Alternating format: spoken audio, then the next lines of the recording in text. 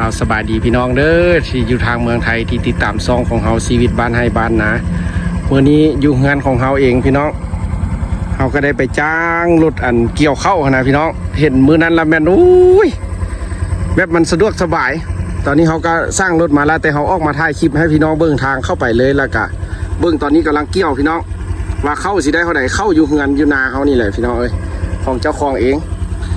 มาวันนี้สิพาท่ายให้เบิ่งพี่น้องเพราะว่าไทยบ้านนี่กำลังนิยมรถปั่นเข้าพี่น้องตอนนี้นะเพราะว่าจนบ่ทันกันเลยคือว่าตั้งแต่เช้าจนค่ำแต่เช้าจนค่ำเลยเดี๋ยวนี้นะเพราะว่าครั้งแรกชีวิตในปีนี้ที่มีรถเกี่ยวเข้ามาลงบ้านเขาพี่น้องเอ้ยนี่สิพาเข้าไปบ่ไกลพี่น้องเอ้ยมั่วๆเพราะบ้านเขากำลังนิยมรถเกี่ยวเข้าพี่น้องเพราะว่าใครก็บ่เคยเห็นส่วนหลายใช้แต่แรงงานเกี่ยวเองแล้วมื้อนี้ก็มีรถเกี่ยวมาแล้วเพิ่นก็ใช้บริการแต่รถเกี่ยวพี่น้องเลยรถนั้นบ่ได้อยู่ในเซาเลยเซาจำค่ำเซาจำค่ำนี่เราก็เอารถมาใส่มาแก้คือเก่าพี่น้องอันนี้นาตัวเองนี่กำลังเกี่ยวดิเขาก็ได้จักให้นึงอันนี้เป็นนาเด้อบ่แม่นให้พี่น้องนี่กำลังลงนาเขาเองรถกำลังเกี่ยวอยู่ไอ้คนเพิ่นก็มาเบิ่งหลายพี่น้องหาเบิ่งสิเป็นจังไดชายเบิ่งผู้ได้รถนะพี่น้องที่เขาก็ออกมาเขาก็เกี่ยวได้น้อยนึงแล้วก็ยักขึ้นยักค่ายให้พี่น้องเบิ่งว่าชีวิตอยู่บ้านนอกบ้านนาพี่น้องเอ้ยรถเกี่ยวเข้าอยู่บ้านเฮาเพิ่นนิยมขนาดเดี๋ยวนี้นะอยู่ทางบ้านเฮาพี่น้องใครก็จะมักความสบายแหละเด้รถกำลังเกี่ยวนาลงไปพุ่นแหละพี่น้องแต่นามันยังแห้งบ่เท่ากันพี่น้องเอาค่าเบิ่งเดี๋ยวสิพาไปเบิ่งคนมาเบิ่งรถปั้นพี่น้องใครก็มาเบิ่งใครบ่เคยเห็นเด้มาเบิ่งแล้วคันแม่นคักแล้วเขาเพิ่นก็สิจ้างไปเอ็ดนาตัวเองสินะ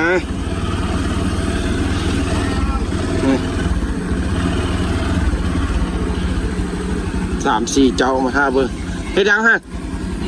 กินมีเบิ่งรถเกี่ยวเข้าหรอนี่พี่น้องเอากระลงมาห้องนาละเดี๋ยวสิไปเบิ่งว่าสิได้เข้าใส่มือนี่นะพี่น้องเอ้ยนี่ประชาชนเพิ่นก็มาเบิ่งเลยพี่น้องหลายเพิ่นก็มาเบิ่งว่าเขาเกี่ยวหลายคนก็มาท่าเอารถล้อมาเลยพี่น้องมาท่าเอาไปเกี่ยวนาตัวเองให้นาเบิ่งสิได้จากเป่าสิคือให้บ่เพิ่นว่าอยู่เมืองไทยเพิ่นว่าเข้าเหี้ยเบิ่งดูเขาสิเบิ่งดูเพิ่นว่ารถปั้นเกี่ยวนี่เหี้ยเพิ่นว่าโอ้ก็แม่นแท้ได้เหี้ยอยู่ได้พี่น้องเหี้ยอยู่ได้ดิเบิ่งเสียให้เบิ่งโอ้เหี้ยคือเพิ่นว่าแท้เข้านะเข้ารีบว่าเข้าเต็มเข้าเต็มได้นี่เข้าเหี้ยคือว่าพี่น้องเห็ดเข้าเต็มแด่เข้ารีบแด่โอ้เหี้ยแท้ได้เข้าหมดจังหวะเลี้ยวแห้งเหี้ย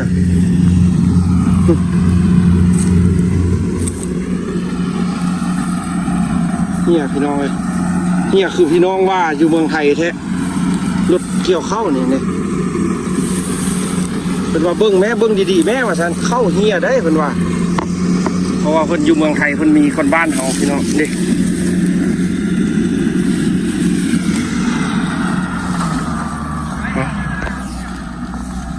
คือสิบ่งามคือให้เข้านี่เหี้ยอยู่พี่น้องครับบ่หลายปานใดเข้าก็เหี้ยจะธรรมดาเฮาเกี่ยวเองก็ยังเหี้ยพี่น้องเลยแต่พอได้อยู่ดวกสบาย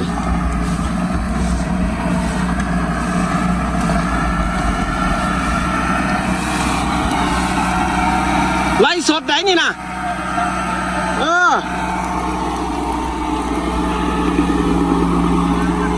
โอ้ได้จากเป่าละโอ้ย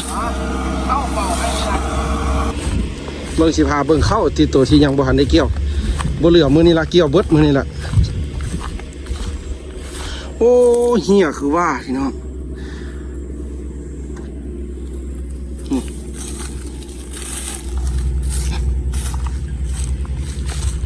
เพิ่นเอิ้นว่าเข้าบุแปดว่ะแม่นบอกพี่น้องเข้าแดงเข้าบุแปดนี่นาตัวที่ยังบ่เกี่ยวพี่น้องกระชีประมาณเฮกตาร์ป่ายหน่อยนึงนาบ่หลายพี่น้องนาอยู่เฮือนนี่แหละ เดี๋ยวอันนั้นเพิ่งก็เกี่ยวเอาได้หั่นใส่คนเกี่ยวเอาเกี่ยวแล้วก็เลี้ยงวัวเลี้ยงควายพร้อมเอาแปลเข้าลงก่อนพี่น้องแล้วจังมาเบิกอีกว่ามื้อนี้สิได้จักเป่าเอาพี่น้องสบายดีเด้ออันนี้ก็เป็นนาเขาเองมื้อนี้ก็ได้จ้างรถปั้นมาพี่น้องมาเกี่ยวนี่ตอนนี้ได้14เป่าแล้วพี่น้องเลยรอบนึงเพิ่นเอาไปทอกใส่ละเดี๋ยวจะได้เพิ่นกำลังเกี่ยวอีกนากระซีเฮกตาร์ปลายพี่น้องนาเฮกตาร์ปลายสิได้อยู่ประมาณต้นหนึ่งนี่แหละเข้าพี่น้องกะว่าแต่หากคือพี่น้องอันที่มาคอมเมนต์เพิ่นว่าเข้านี่เฮียแม่นแท้พี่น้องเข้าเฮียถือว่าบ่ละเอียดปานใดแต่หากการสะดวกแนวนึงบ่ได้มาเกี่ยวบ่ได้มากู้อะไรพี่น้องมีแต่เอาไปจากที่แล้วก็เตรียมตากเลยแล้วก็ถ้าเฮาสิขายก็ขายถ้าเฮาสิกินก็เอาไว้ใส่เหล้าใส่หีไว้พี่น้องถือว่าสะดวกสบายให้บ้านเฮาถือว่าดีใจเบิดไผก็ได้พี่น้องเอ้ยจุดสิบ่มีไผเกี่ยวนะเกี่ยวเข้าแล้วเอาใส่ให้งานเกี่ยวแล้วเดี๋ยวนี้มีแต่ใส่รถเดี๋ยวนี้เพิ่นเอามา2คันแล้วพี่น้องอันนี้เฮาขึ้นมาเป็นคันมือก้อนเฮาไปอันท้ายนาป่าเสิร์ชหั่นพี่น้องนาพ่อใหญ่เสิร์ชหั่นอันนี้เราเป็นนาตัวเองเลยรถกำลังมาเสี่ยวเข้าไปเมียนพี่น้องทุ่งให้ทุ่งนาเลยพี่น้องอันนี้นาของพ่อของแม่นามูลนามังที่เขายักษ์ไทยพี่น้องเบิ้งชีวิตบ้านนอกบ้านนาพี่น้องเลยแบกเข้าเหงื่อแตกเลยที่ได้อยู่ประมาณ40เป่าเนี่ยพี่น้อง40-50เป่าชีวิตสาวนาเด้อพี่น้องเลยเบิ้งเข้าเหี้ยคือว่าพี่น้องดูไปนี่พี่น้องขี้ตุ่มกับเหี้ยพี่น้องเข้าตอนนี้กำลังเอาไปทอดอีกพี่น้องเดี๋ยวนี้ก็ไปทอดอีกพอดีก็ที่เป็นสาวละพี่น้องนาก็ยังอยู่7-8ให้เด็เข้าแดงพี่น้องแบบมันก็เป็นน้ำนะพี่น้องฝนตกสิการเขาเกี่ยวเขาก็สิได้เอารถไถมาแก้มันก็สิมาบ่ได้รถไถรถอันนี้บุคาขี้ตุ่มพี่น้องเลยคักขี้ตุ่มก็ไปได้เบิ่งแม่คนมาเบิ่งว่าใครไล่พี่น้องให้บ้านเขาให้ก็บ่เคยเห็นเด้เพิ่นก็มาเบิ่งแบบว่าอยากเป็นบทเรียนนะแบบว่าเป็นตาจ้างบ่สินะสิเหมาะสมบ่สินี่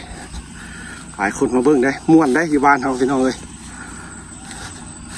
ชีวิตบ้านนอกแท้ๆเลยนี่มีของทันสมัยแล้วก็ยักไส้ให้ก็ได้ยักร้อง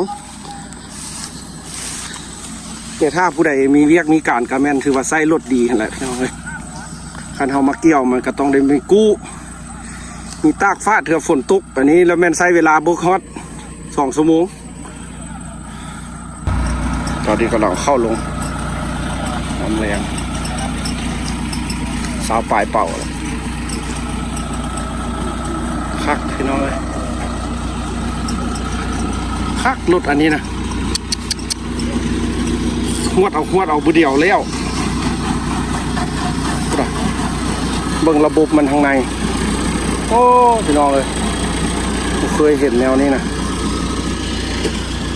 บุเดียวก็ได้คนบ้านเราผมเคยเห็นนวัตกรรมใหม่รถเกี่ยวเข้าเอามาซอยกันเด้อเจ้าซอยค่อยซอยเจ้า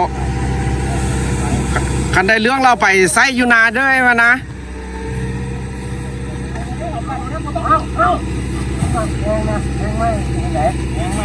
สะดวกสบายเนาะเข้าอยู่ห่วงยังได้เอาขึ้นเล่าเลยอันนั้นก็มาเบิ่งเติมอีกเอาเห็ดมันแล้วเลยมือนี้นะมือเหลี่ยวรถ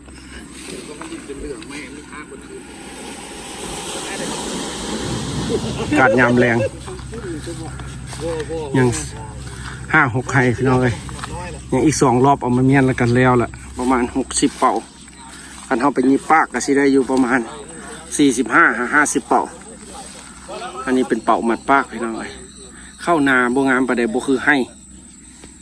เข้าให้แล้วงามคือนาอันพ่อใหญ่เสิร์ชพี่น้องเลยเอาคลิปนี้เขากระสิทายแบบคร่าวๆให้พี่น้องเบิ่งเด้อผู้ที่ติดตามซองให้กำลังใจเขาตอนนี้ก็เป็นรอบที่3เพิ่นกำลังไปเกี่ยวพี่น้องพอดีจะเกี่ยวเห็ดให้มันแล้วไวๆเอาขอบใจพี่น้องที่ติดตามรับชมคลิปขอบใจพี่น้องเด้อที่มาเบิ่งคลิปพี่น้องเลยชีวิตบ้านนะนี่บ้านเขาก็เป็นอย่างนี้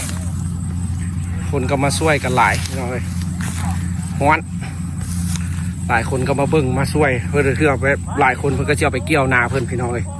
เพิ่นก็มาเบิ่งเพราะว่ายังบ่มีใครเคยเฮ็ดพี่น้องสุดท้ายก็มีแต่รถไถซื่อๆธรรมดาแต่รถเกี่ยวบ้านเฮาก็มีปีนี้เอาขอบใจพี่น้องทางเมืองไทยเด้อที่ติดตามให้กำลังใจคลิปชีวิตบ้านนาพี่น้องตอนนี้ก็ค่อยค่ำแล้วพอดีน่าจะมืดซุ่มซิมพอดีแล้วเอาบ๊ายบายเจอกันใหม่คลิปต่อไป